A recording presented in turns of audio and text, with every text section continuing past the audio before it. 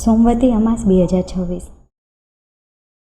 સનાતન ધર્મમાં પુરુષોત્તમ માસનું ખૂબ જ મહત્ત્વ છે. તેમાં પણ અધિક માસમાં આવતી અમાસ ખૂબ જ ખાસ માનવામાં આવે છે, કારણ કે આ મહિનામાં આવતી અમાસ દર 3 વર્ષે એક વખત આવે છે. આ અમાસની તિથિ પૂર્વજોને સમર્પિત કરવામાં આવી છે. ધાર્મિક માન્યતા અનુસાર પૂર્વજો આ તિથિએ પૃથ્વી પર આવે છે, તેથી અમાસ પર તર્પણ અને પિંડદાન કરવામાં આવે છે. એવું માનવામાં આવે છે કે આ દિવસે કરવામાં આવતા પુણ્યના કાર્યો પિતૃઓને પ્રસન્ન કરે છે અને તેમના આશીર્વાદ આપે છે.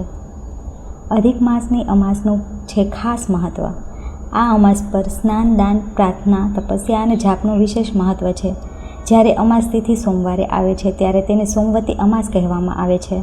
વર્તમાન સમયમાં પુરુષોત્તમ માસ ચાલી રહ્યો છે, તેથી આ વર્ષે અધિક માસ અને સોમવતી અમાસ એક ખાસ રીતે એકરૂપ થાય છે. આ વર્ષે જ્યેષ્ઠ અધિક માસની અમાસ 15 જૂને ઉજવવામાં આવશે. આ દિવસ સોમવાર છે, તેથી તે સોમવતી અમાસ હશે. ચાલો આ દિવસના ધાર્મિક મહત્ત્વ અને ઉપાયો વિશે જાણીએ. અધિક માસ ક્યારે છે?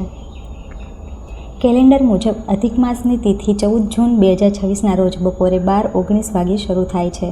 આ તિથિ બીજા દિવસે 15 જૂન સવારે 8:23 વાગ્યે સમાપ્ત થશે. સોમવતી અમાસનું ધાર્મિક મહત્ત્વ શું? સોમવતી અમાસ પર ભગવાન શિવ અને દેવી પાર્વતીની વિશેષ પૂજા કરવામાં આવે છે. માન્યતાઓ અનુસાર જો પતિ પત્ની સોમવતી અમાસ પર ભગવાન શિવ અને દેવી પાર્વતીની સાથે પૂજા કરે છે તો બધી વૈવાહિક સમસ્યાઓનું નિરાકરણ થાય છે.